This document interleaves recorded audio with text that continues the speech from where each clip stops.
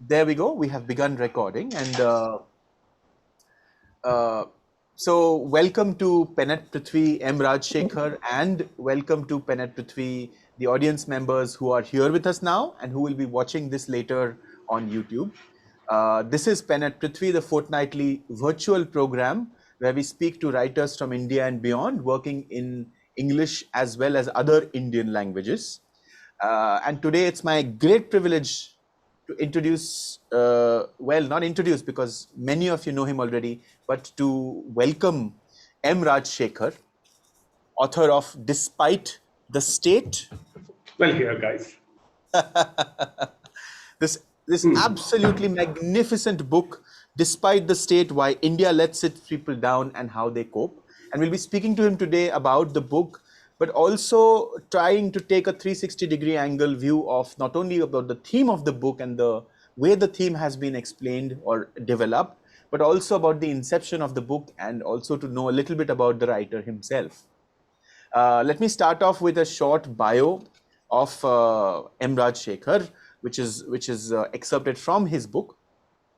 You might be knowing him from his series Ear to the Ground, the 33-month-long reporting project, which became the kind of base for this book. This series has won Shekhar the Ramnath Goenka Excellence in Journalism Award 2015, the Bala Kailasam Memorial Award 2016, and 2 more Shriram Awards for Excellence in Financial Journalism 2015 and 2016. Before that, he was with the Economic Times and also won a clutch of awards during his stint there. And he has had the various international stints as well, one with the World Bank, an MA at the University of Sussex, and 2 years of independent research. Please check out his website, mrajshekhar.in, where he writes about a number of very, very important subjects which center on India, but which have, of course, global implications. Welcome, Shekhar. Welcome to our forum. It's a delight to have you. It's a pleasure. So, Shekhar, I loved your book. I read it at pretty much in a sustained burst of reading, so to say, in a quick sprint, and it was immensely enlightening. It was an immensely enlightening read. If I were to summarize the book, I would use that wonderful phrase that you coined, that this book is a guide to India's democratic palsy. Would you like to use that as a kind of springboard to gently lead us into the wonderful forest of the book? Well, first of all, I'm really happy to be here. Thank you for inviting me. Thank you to everybody who is here listening to this. And before I start, a couple of very necessary caveats, right? It's always a real struggle to recognize myself in these introductions that get given, right? So you're talking about these awards, for example. I always think, and I'm not being modest or unduly modest or something, but I always think that I've been very consistent in my mediocrity. All right, while the standards of Indian journalism have taken that great dive to the south. So what's an average reporter say between 2000 and 2005? Suddenly sort of starts getting awards by 2015, 2020, just because the rest of the industry is going down the toilet, right? And therefore, maybe the awards are more of a comment on the industry than me. Okay, one. The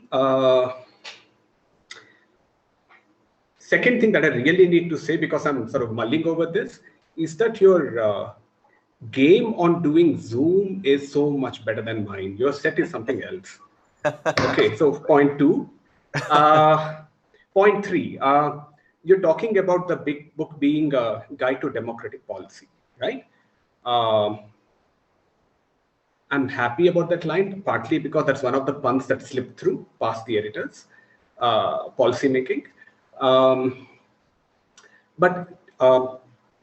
just to tell everyone what the idea was, which sort of culminated in the book. I was writing on environment and development for the Economic Times between 2010 and 2015. And these were relatively detailed, long articles, on an average, a full pager.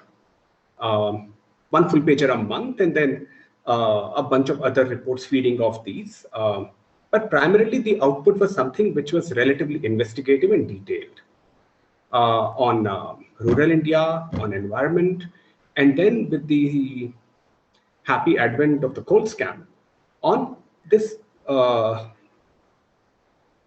on the sunlit uplands of political corruption and India's ongoing drift towards oligarchy, right? So what you had in the coal scam really is 60 odd families getting close to half of India's coal reserves.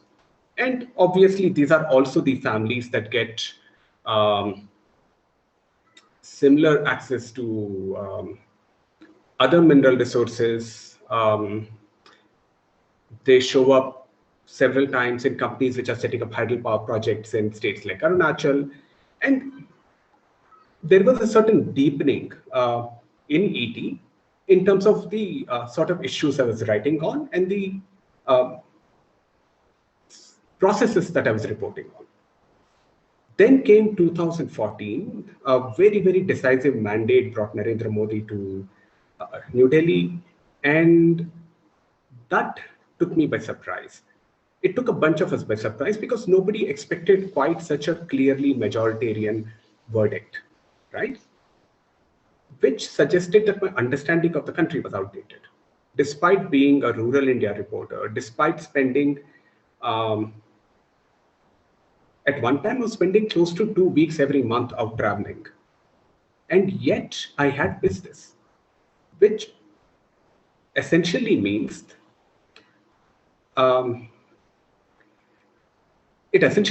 A, I needed to refamiliarize myself with the country. And it underscores this whole problem that it's very, very hard to belong to the precise moment in which we live, even for reporters. I could, and I say this somewhere in the beginning of the book, that the history of journalism is littered with instances of it missing the biggest story of its moment, right? We missed Satyam, we missed IL&FS, in the US, we missed the subprime crisis, the NYT missed the Holocaust while it was unfolding. All of these are things we found out later. And this is essentially the biggest professional hazard that us reporters run.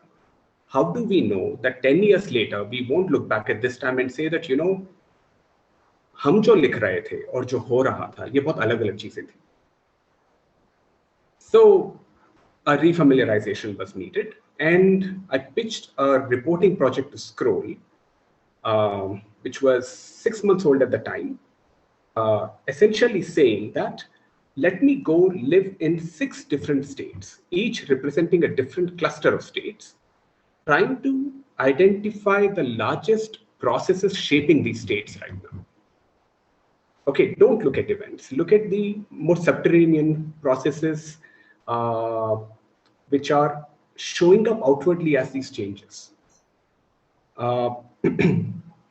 And once I finished, and the idea was that these 6 states, one would be from a border, one would be mineral rich but poor, a third would have irrigated agri, a fourth would have rain-fed agri, a fifth and a sixth would be relatively industrialized. Put them all together and you might get some of the major processes shaping the country at this time, which goes on to explain why a Modi is palatable, why religiosity is becoming more and more overt. Just one sec. By coincidence, it's also 25 years since liberalization. So exactly what is happening? So that was really the question. And so I went off to Mizoram and Manipur, Orissa, which naturally sort of doubles up as a proxy for Chhattisgarh, Jharkhand, Goa, parts of West Bengal, right? then Punjab, Tamil Nadu, Bihar, and Gujarat. Uh, this is kind of like a travelogue, what emerges. It's a travelogue by an investigative reporter. So every time you see something which doesn't make sense, a sudden spike in household borrowings in, say, Tamil Nadu, you don't just, then that sort of takes you into a deeper examination of the causes. And then you find that climate change is one reason, in that the Bay of Bengal is heating up, there are more cyclones, monsoonal activities changing on the Kaveri Delta. The region is essentially back down to one crop a year, not two crops. So there is a gap between incomes and expenditure, and debt is one response, right? So that's what I mean by processes versus events. So, so the project was supposed, it's like, you know, if you read Travels with Charlie, okay, Steinbeck talks about how every journey has its own character. You can start off with your timelines and your schedules and everything, but every journey ultimately takes its own form.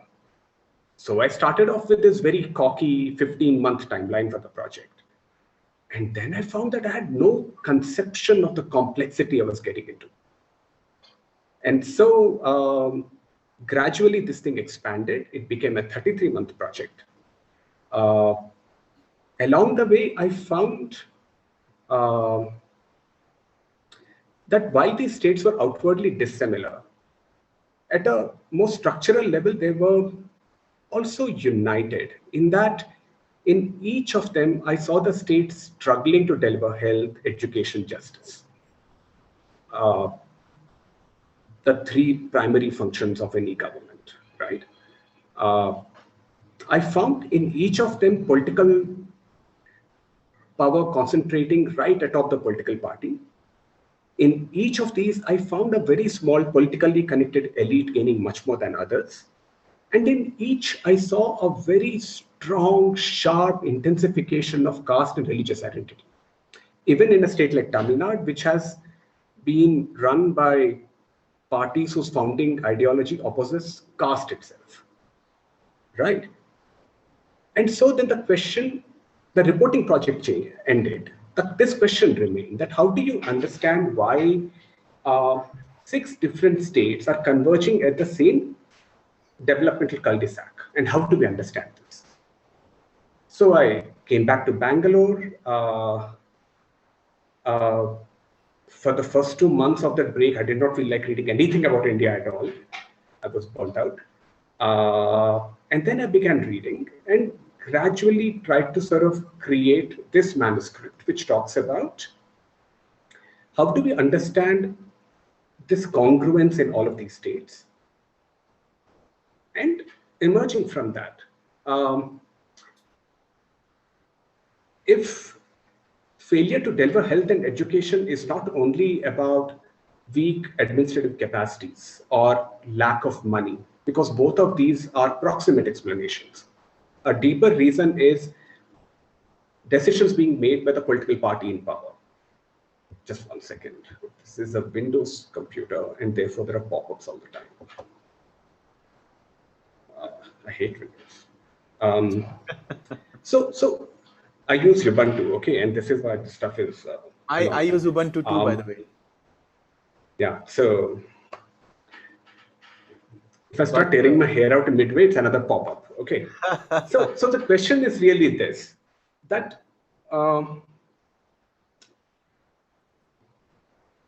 the primary problem-solving agent in a democracy is the political party. And yet in state after state, you find political parties acting as very, very self-interested actors, getting fat while the people get thin, so to speak, right? This is kind of akin to a kleptocratic capture of every state. And why is that happening? How do parties yet manage to retain legitimacy? And how do people respond to these failures of the state?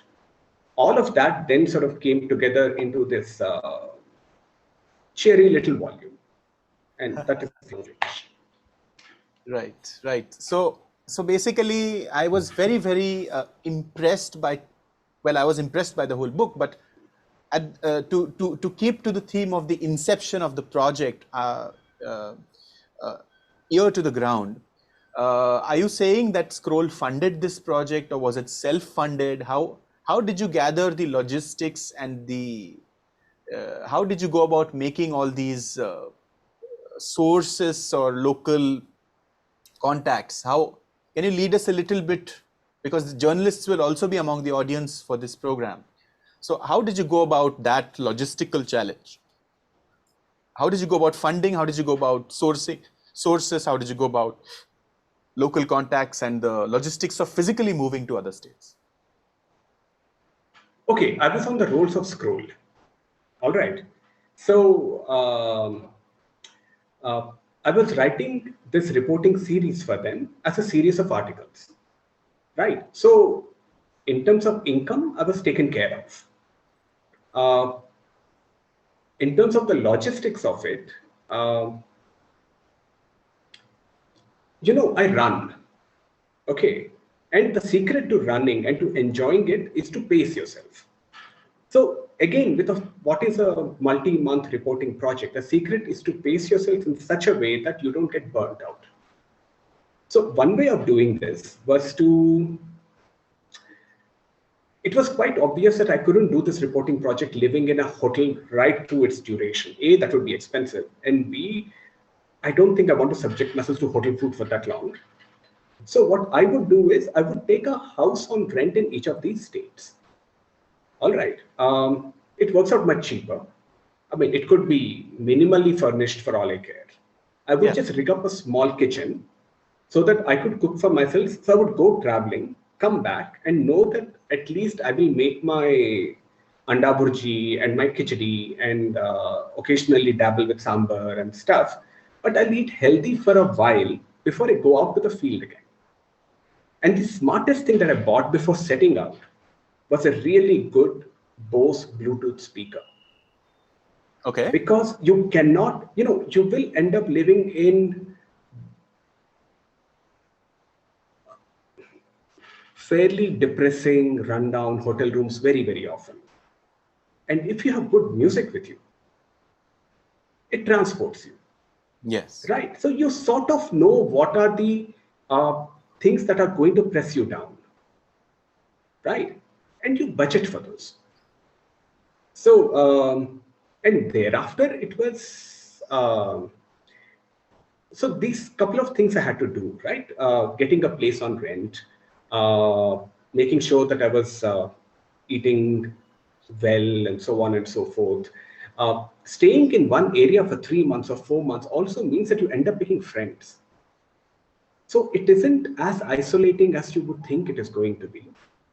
At the end of each state, I would go back to Bangalore where my mother and sister are, and I would write out sitting there. So it was an exercise in basic. Traveling inside a state is much easier than traveling from Delhi to, let's say, Raigad. All I have to do in, say, Orissa is the building's caretaker had an auto. So I would tell Mr. Mohanty Saab, aaj raat ko railway station. So, you get your train ticket or bus ticket without any difficulty because you're doing overnight train journeys. Right? It really wasn't a drag. And it helps that I'm encountering new questions all the time. Right? It is only when the questions are predictable or jaded or at some level already known to me that the process starts to seem bothersome. But here, since I've started off by saying that I don't know what's happening in this country and I'm going to try and understand why, I'm surrounded by fascinating new stimuli and questions all the time. I'm learning from every conversation. And therefore, staying mentally fresh wasn't a problem. There would be moments of despair at what you see. Somewhere in the book, there's a line saying, a police officer saying that, things are improving. People now have chappals, right? Yeah. And you see this concentrated delivery of underdevelopment, right? And it takes a toll on you. you don't understand why people aren't angrier, Yeah. right? Yeah. That emotional toll of it did take levy its own costs, but you also have friends that you can fall back on. Um and I read a lot. So Right. Wonderful, wonderful. And so what an epic, what an absolutely epic journey. 33 months, 6 states to try and diagnose what were the problems where Indian governance had failed its citizens. And so can we, with your permission, move to a state by state sort of understanding, your memories of reporting from each state? Can we do that if you like? यार उसके बाद किताब कौन खरीदेगा? So we whet their appetite. We don't give them the whole information. Please, guys, buy this book. It's absolutely wonderful. But So we do wet let the appetite, but we are not a wet blanket, is it? I'm going to keep punning now. Tell me. So you went to Punjab, for instance, which is which supply, and there you found that it was to use a memory. I don't know if that term is from your book or whether it is from my understanding of your book, but you found that there is a state which runs like a family firm, which runs where the erstwhile ruling party has a share in every business, every game. It is a player in every game. Yeah. I want to understand a kind of impressionistic account of what is the feeling on the street like. What is it like when you spoke to people there? What is the omnipresence of this ruling family do to the psyche of its people? Okay. Would you mind if I just switch on the light and come? Go ahead. It's getting a little dark here. Right.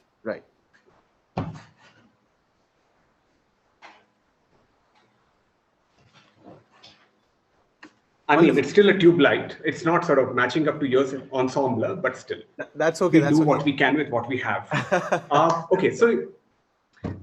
So Punjab, right? Yeah. This is the question I was left with 3 months into my stay in Punjab. I went to the state towards the end of 2015. The first report I wrote spoke about how climate change was hammering farming in the state. The screen went blank there for a moment. So, yes. So the time when I went to the state is the time when farmers in southern Punjab were protesting about a whitefly infestation of their crop. Yes. It was being blamed on a fake pesticide problem and things like that. But when you take a closer look, you realize that the rainfall that year had been exceptionally abnormal. It rained when it should have been hot. It didn't rain when it should have rained. The monsoonal months just stayed overcast and humid. There was no rainfall. So instead of getting one generation of whiteflies, the Malwa cotton belt saw 3 generations of whiteflies prey on the same little cotton sapling. Yields were bound to collapse. And then you try to understand why, and you realize that over the last 15 years, the behavior of the mid-latitude westerlies is changing. These, the westerlies are straying farther and farther south, as far south as Madhya Pradesh, colliding with the monsoonal winds. And so you have concentrated rainfall wherever this collision takes place, and no rainfall elsewhere. And this is what I mean by processes shaping the country. Got it. The behavior of the mid-latitude westerlies is changing. Yes. 12 out of the last 15 years, there have been these collisions and rainfall has been entirely atypical, right? So, and accompanying issues like adaptation, mitigation for climate change, etc., those functions are defunct. Okay. So let's say one data set there. The second data set, Punjab is seeing deindustrialization. Yes. Not only is this was an exemplary mixed economy, but now not only are units in the state unable to compete with units in China, they're also unable to compete with units elsewhere in the country. Cost of power is one reason. It is 8 rupees a unit. Himachal is at 3 rupees a unit. And so bigger units are moving out. Smaller units which have a net worth of 15 lakhs, 20 lakhs, they cannot move out. They end up firing all their staff. The owners who slowly built up this company over the last 40 years, taking it from मैं खुद factory चलाता हूँ to now I have 20 people working under me, regressed back to I and my son run this factory. They went back in time. And a bunch of them shut down. I met one businessman who used to make pedals for bicycles. When I met him, he was pushing a cycle with phenyl pockets. Right? So that is your manufacturing part of this mixed economy. Right. And then there was, of course, the Badal business complex and so on and so forth. Yeah. Now, as a reporter, it's easy for me to understand these processes. These are rational processes, right? I can understand what's happening on the climate change, environment, agriculture front. I can understand what's happening on the import substitution. Oh, wait, hang on. Low power.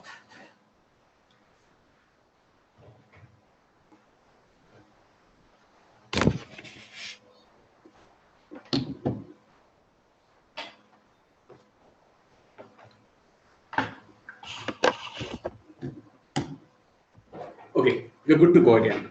Yes. Okay, so what you have is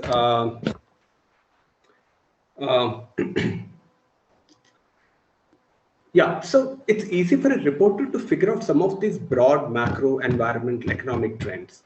Psyche of the people is a different question to try and understand. So this is the question that I had asked one writer in Jalandhar, Desraj Kali.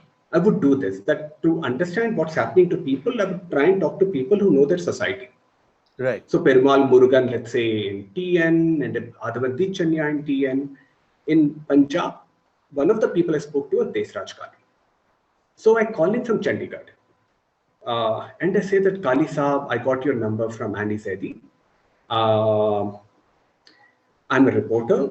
I'm seeing all these processes of people struggling with their incomes.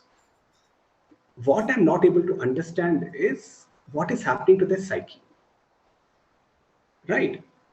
And he says, "Oho, iske liye to milke rum pina padega." So I said, fine, not a problem. So I get to Jalandhar, we meet, and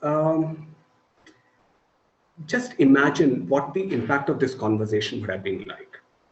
I ask him my question that, what are the biggest changes you see in your state over the last 5 to 7 years, right? And he says, the first big change I see in Punjab is that many more people are going to the Gurudwara of Baba Deep Singh. Right. Deep Singh, according to legend, was decapitated in battle, but he picked up his head in the left hand, sword in the right hand, and kept fighting till he chased invaders away from the Golden Temple complex. Got it. I see many more people going to Hindu temples in Punjab. But these are not Ram, Shiv, and Krishna, but Shani. Oh, okay. I see many more people going to Peer Mazars, many more acts of tantric, this and that, I suppose. And many more people going to Godman. And what he said next. Now, all of this is a flash of epiphany, right? I wouldn't spot any of this on my own.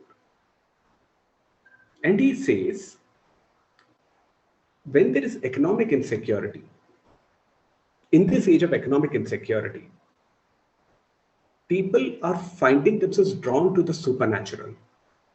Right. Sikhism is too philosophical a religion. And what is happening with people is, as Kali said, he said, "Ab main bimar hu, ab main toot chuka hu, अब मेरा शब्द से कुछ नहीं होगा, अब मुझे देह की जरूरत है, human touch. I am broken now. Okay, the word cannot do anything for me anymore.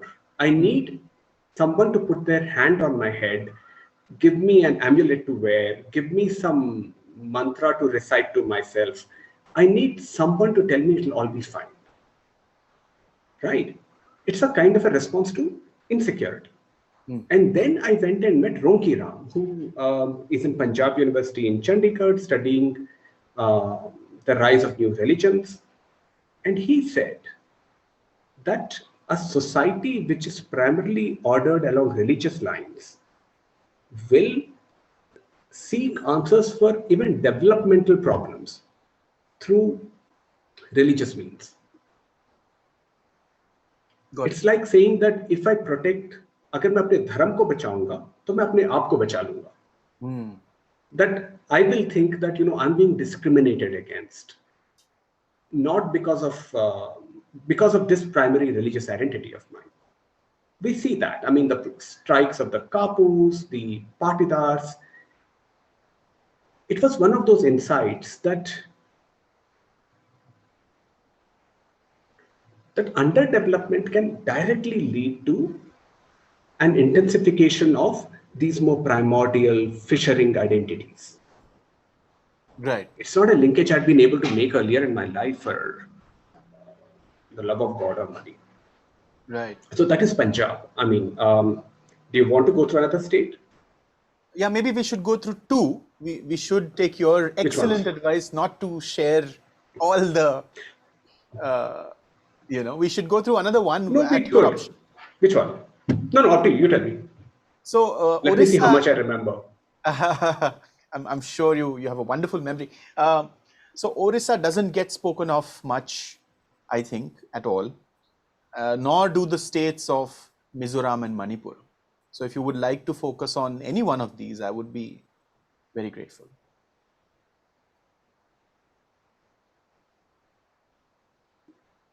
They're all different, let's do both. Okay. All right.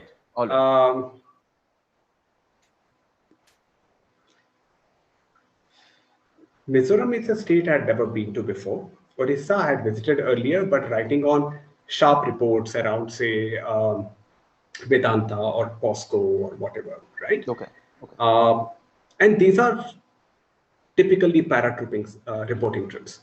I go in for 5 days. I spend a couple of days in Bhubaneswar, then I go to the location, I come back, more meetings in the state capital, and then out again and file. When I went to Bhubaneswar this time and I stayed for 4 months or whatever, that is when I began to see a lot of these strange interconnections. All right. This is a state which I had visited first in 2005 when the iron ore boom was underway. That is a time when I was a freelance reporter and I had backpacked through the entire region, sort of wanting to see what the underbelly of the India growth story looked like. And that had been a spectacular trip. That's when I first went to Koira, which I write about. This time when I went to Orissa, I was going to a state where an economic boom had ended. And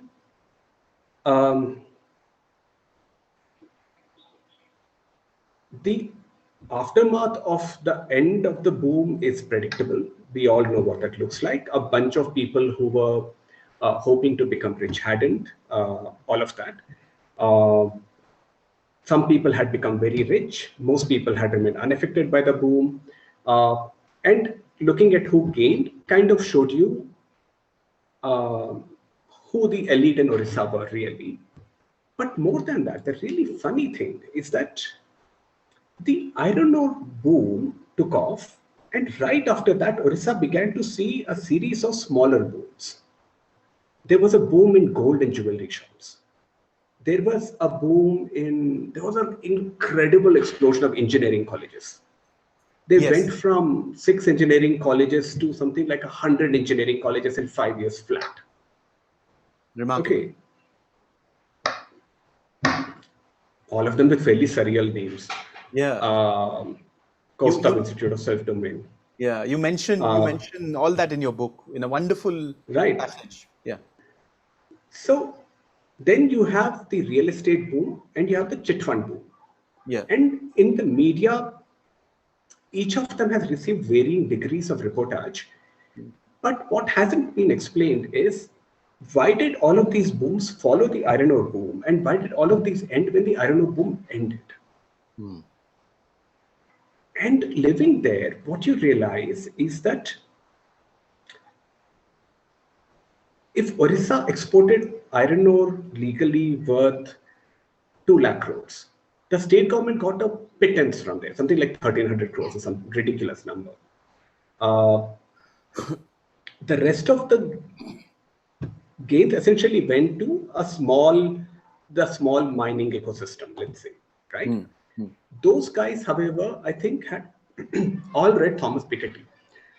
Nobody put that money into productive investments. They put that money into financial speculation. So let's say they began buying gold, they began investing in land and real estate, Hmm. and those booms started. Got it. Uh, Engineering colleges were a part of the land boom. Okay. And when real estate prices at one time in Bhubaneswar mirrored rates in Bombay. Oh my Okay. God. Man, I was having my mind blown every 2 days on average. Okay. This is one of those numbers. Uh, so if you were to put 30 lakhs into 2 BHK in Bhubaneswar and know that it's going to be 75 lakhs 2 years later, a bunch of chit fund guys came in and they began promising we'll double your money in 2 years kind of schemes to people. So take money from someone, retain a part, put the rest into real estate, I see. and give those returns for a while, right? Hmm.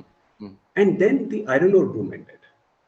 Right. And the iron ore boom ended because ultimately why? Because there was a subprime crisis in the US. Right. Chinese exports fell, Chinese imports fell, exports from Orissa fell. And this whole, that cash generating machine stops. And the ripple effects come down here, Hmm. right? And I mean, this is one of those things that I was finding. But these interconnections of the butterfly effect, really, right? That the decision by a bunch of traders to create derivatives in the US will result in a tribal saying that I shouldn't have sold my land Right. and bought this dumper, Hmm. or a bunch of engineering colleges coming up, which to save money are hiring 22-year-olds as faculty and paying them 4,000, 5,000 rupees a month. Yeah. You know, Absolutely. this great interconnectedness of life in a way, right? Absolutely. So that was Orissa, let's say. And accompanied, of course, by the fact that uh, provisioning of essential services in Orissa, like health, education, stayed partners right through. The iron ore boom didn't change much. And why is another question. Hmm.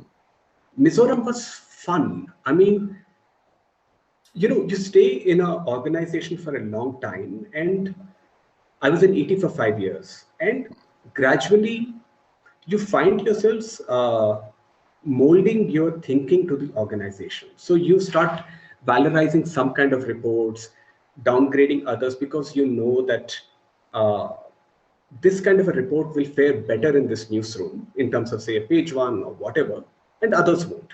Yeah. So Um, also, I was kind of tired after 5 years of steady reportage in ET and so on. So I had gone first to Mizoram because if I'd started ear to the ground with Orissa, I don't think my jadedness would have gone away. Okay. These are the same processes I write on, right? So I go into Mizoram where it's like entering a new country. Right. And then you find, and deep down, um what I love most is biodiversity, right? So I figured ki पहला जो भी story का reporting करेंगे वो biodiversity पे ही करेंगे, right? So I go off to the Dampa tiger reserve. Okay. One of the things you find is that forest guards haven't been paid their salary in that story. And it is one small, kutty little paragraph saying that challenges of conservation in the Northeast, salaries haven't come. It's like entering a rabbit hole. Why haven't salaries come? Salaries for forest guards come from Project Tiger in Delhi. Project Tiger says that we sent the money in June last year. I'm in Dampa in Feb 2015, the next year. Salaries haven't come. What happened to the money? And then you find that other state government employees are saying the same thing. Health workers haven't been paid. Their salaries are coming late. And other government programs too report again about delays in government payments. So there were 3 or 4 reporting trips across the state, and everywhere I kept encountering this little factoid of delayed government payments. And then you sort of come back, and these trips were extraordinary. The very southern parts of Mizoram look like Burma. Okay. Okay. Okay. So you're traveling in this sharing sumos everywhere. The landscape is akin to what you would have seen in a Second World War movie, iron bridges, people with those conical hats, all of that. And I'm thinking that this is the farthest I could go from Delhi without actually leaving the country, right? Yes. Taking a ship or something. But everywhere, this puzzle of delayed payments. And then you find that the state has a very strange cash flow problem where if its monthly cash inflows are, let's say, 600 crores, it has gone and hiked bureaucrat salaries so much and subsidy payments so much that its monthly payouts are about 800 crores. Okay. Which is a cash flow problem. Yes. Right? That yes. There are months when the amount of money with me is not enough to meet my expenses. Right. So what then they do what I used to do as a 22-year-old living in Bombay when my salary was very low, which was the money I have I spend, then I borrow from some guy and run the show for a while longer, and then borrow from a second guy to pay the first guy. Right. That is what Mizoram was doing. So they would, let's say, have a shortfall of 100 crores, and they would take this money from Project Tiger and use it to pay, say, a pending interest payment. Got it. And then Narega payments would come. And they would say, "Acha, wo to 4 mahine se forest guard ko salary nahi diya hai na, wo wahan de denge." Okay. And it was astounding that a state finance department can be run along the same economic principles that a 22-year-old would use, you know. And the costs of this are extraordinary. You have health workers trying to fight off HIV from spreading. They're right next to Burma. This is where drugs come in from. Drug abuse is endemic. Well, not endemic, but it's a fairly high, let's say. And these guys are running, they're trying to test the population regularly to make sure that cases are being detected fast. But their salaries are not coming. They cannot travel. So you had workers taking personal loans to do their work. You know, so again, this is again a snapshot of what I saw. There was also a political capture of the road building sector, which was surreal in its own right. Yeah. But stuff like this. So basically, Shekhar, the book basically is among other things, it's telling us that the states are failing their people, and this is a pattern. This is a pattern in every state that you went. There was a problem with the way that the state was run. Why do you think that at the state level and at other levels, but in this book, you concentrated on the state governance. Why do you think that India is failing its citizens, that the state governments are not running well? They're not run well. Why is this happening? Why is this incompetence and venality I manifesting itself think in the state? the social contract between the political parties and the people has changed. Okay.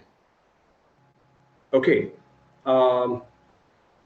We talk about Amul in the beginning of the book, right? Set up by Gandhians, but gradually sort of being taken over by a political elite. That's happened to the political parties too. I mean, a friend of mine in Isaac Puna used to say this. He said that the useful life of an academic institution in India is 25 years. Okay. After that, institutional decay does set in. And the problem, he said, is that it takes about 25 years to create a great institution. Right. What you see is a process of, I think there has been a decay in the functioning of most institutions, particularly the political parties, which are very, very dominant institutions. They have hijacked a bunch of other institutions thereafter. Right. But if you look at the political parties themselves and you look at the caliber of their leadership, we all know that it's a fragment of what it used to be 40 years, 50 years ago, right? And this is not unique to India. There's a book by Aaron Davis called Reckless Opportunists, Okay. where he talks about how gradually a more self-serving elite has taken politics as one mode of rapid growth in life and have essentially moved into these positions. Right. Why is it that so many of these Rajya Sabha seats in the country go to businessmen? Why is it that now when you look at it, right, most of your politicians really run businesses overtly or covertly, right? Yeah. There is a particular pattern of if you leave aside all the rhetoric that parties put out about themselves and whom they serve and their values, and you look at them as organizations, right? Look at their behavior. Yeah. You will find that there is a clear process of organizational decay and drift. Parties are increasingly self-serving. Right. Okay. Yeah. And it shows repeatedly in terms of the proportion of revenues that go into running the party and its cadre and what actually comes out for development. And the problem we've had is that when the press reports in silos, right, that we will report on the Badal business complex in a silo, saying that look at how they run these industries. And then we will think that the healthcare crisis in Punjab, where the state has only one cardiologist in the entire public health system. Again, how do you understand a number like that? Yeah. One cardio for the whole state, It's or appalling. a Kandamal having zero pediatricians at a time when they had 150 infant deaths. Right. Right. When we do not sort of see that these processes are not discrete processes, but they're interlinked processes. Right. With that, our capacity to question them also evaporates. Right. Right. That I think our ability to understand the country continues to sort of diminish, essentially. So we don't hold these things to account. Yeah. It's all quite.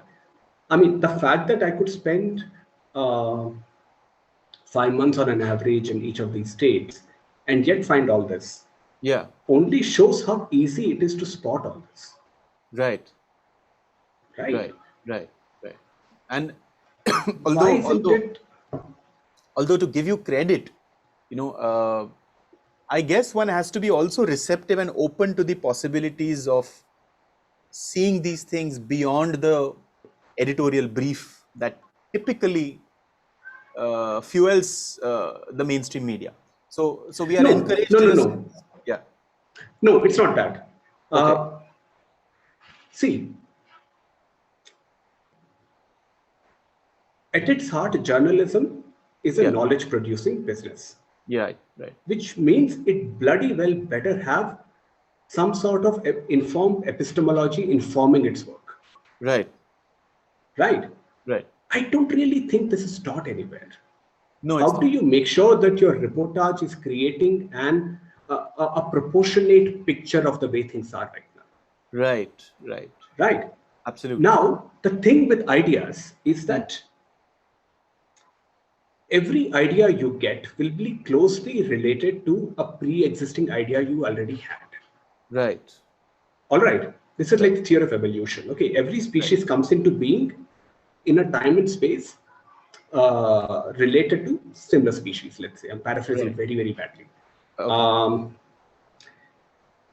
this line I said about ideas, what it means is that you remember number lines from school? I don't.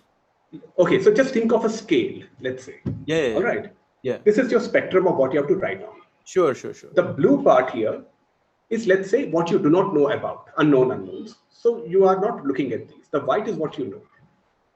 Over time, what happens is that given that the story ideas you get are related to what you already know, Right. your reportage will get more and more granular on those issues, Right. even as society continues to change. So Right. this proportion of the blue will increase, Right. Right. right? Right. And then what happens is, so Huh. what you're getting right now in India is ridiculously hyper granular reportage on a bunch of issues. All right. Yeah. Yeah. But this unknown spectrum is Right. entirely unreported just because, and this is a proper problem, right? Yeah. How Yeah. do you evaluate your work Hmm. around what you do not know? I can only Exactly. evaluate my work saying कि look, मेरे को जो पता है उसके अंदर मैंने एकदम शानदार काम किया है. Right. Right. Right. Right. But how do you evaluate your work when it given all the unknown unknowns? So every reporter will say that they're doing full justice to their beat, Right. but your conception of what is your beat is shrinking over time. Absolutely. Absolutely. And here, therefore, a person coming in new to a state will basically get his brain formatted at the wealth of new things that he's learning suddenly. Right? So Yes. that's what. It's That's a actually an epistemological problem. Wonderful, wonderful. That's a wonderful, wonderful insight. I hope that the people, that if there are any journalism students who are, or indeed practicing journalists who are reading this, that this is great fodder for re-examination or re-evaluation. You will get to be lynched at ban. No, no, no, no, no. I mean, I'm much in awe of. Rajshekhar the mansplainer.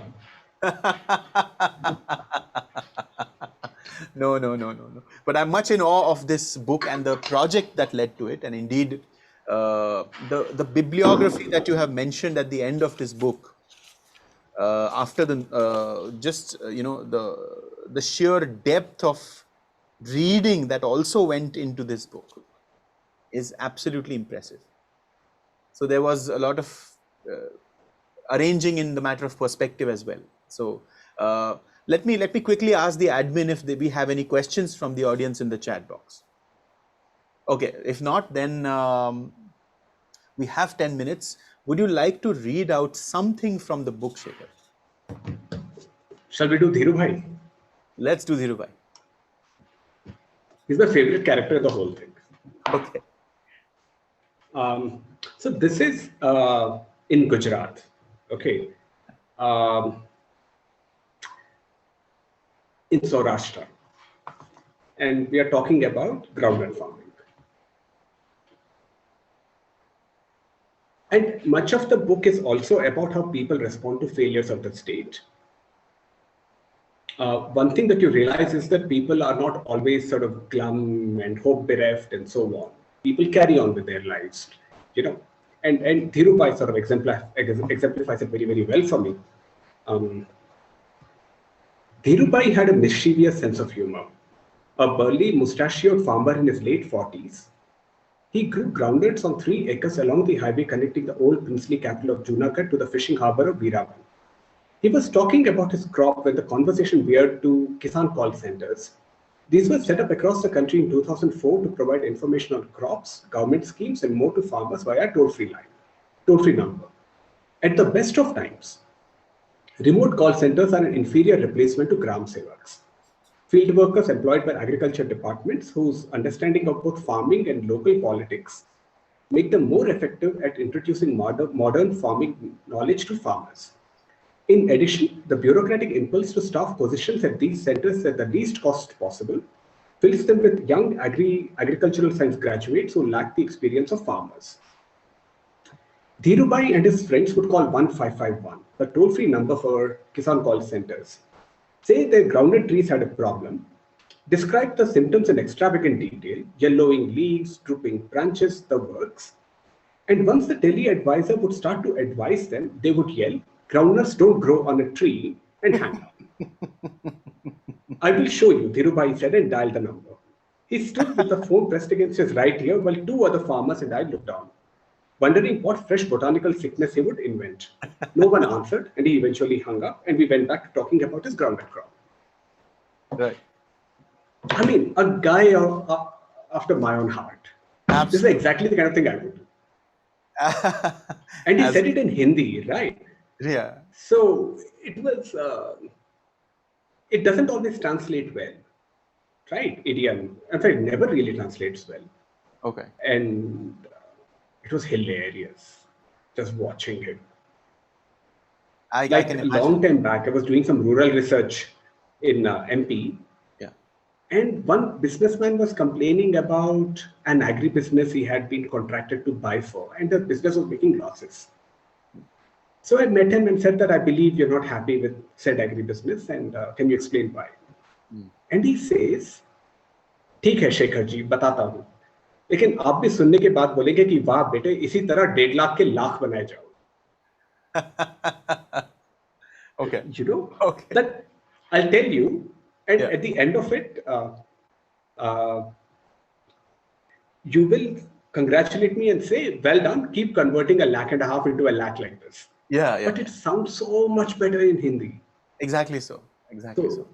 So again, there I dissolved into laughter. Bilkul.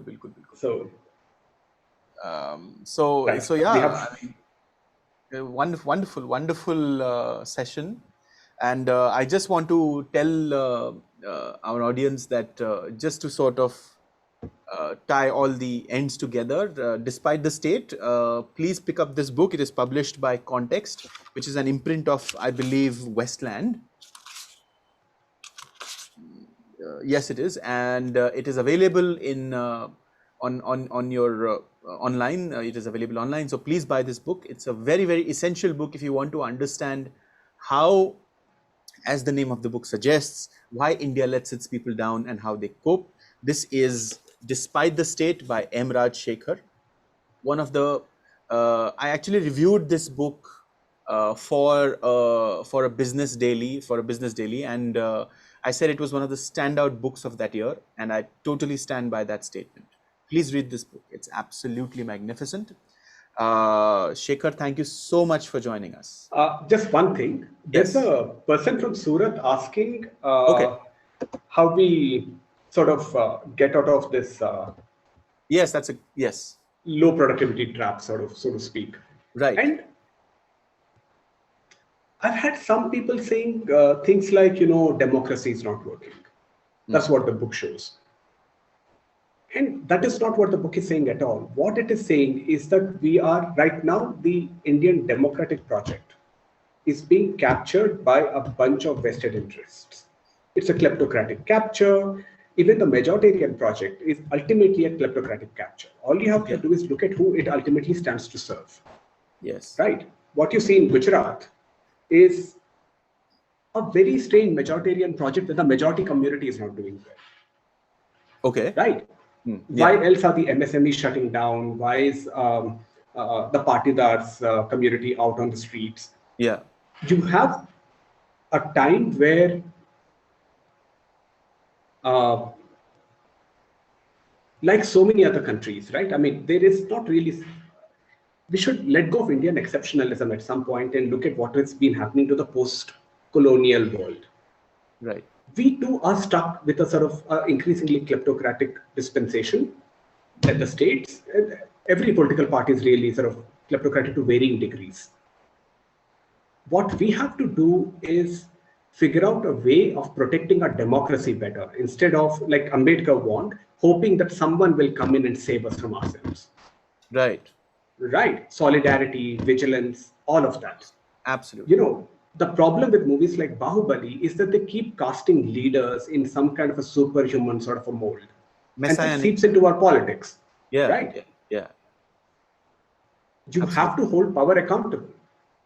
Absolutely. And this whole thing of this is a democracy is the best way you have of delivering justice and equity to this incredibly unequal society.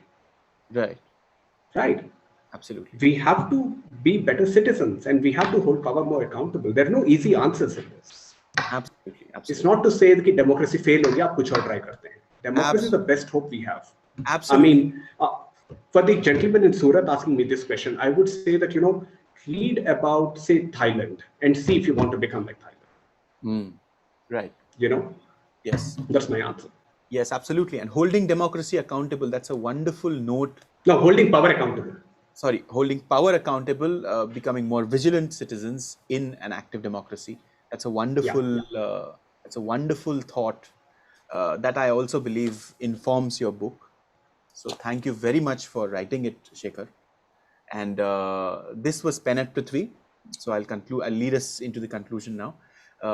This was Pen at Prithvi. We are a fortnightly platform where we talk to writers from India and beyond, writing in English and other languages. My name is Suhit Kelkar. I'm coming to you from Studio Prithvi. Please follow us on Instagram. Our YouTube, we also archive these sessions to YouTube. Shekhar, I'll be sending you the link. But for the audience out there, which will be watching this on, let me tell you that please follow us on Instagram at Pen at Prithvi, and our YouTube handle is Pen at Prithvi Webcast. Hope to see you there, and hope to see you at our live sessions. Bye for now.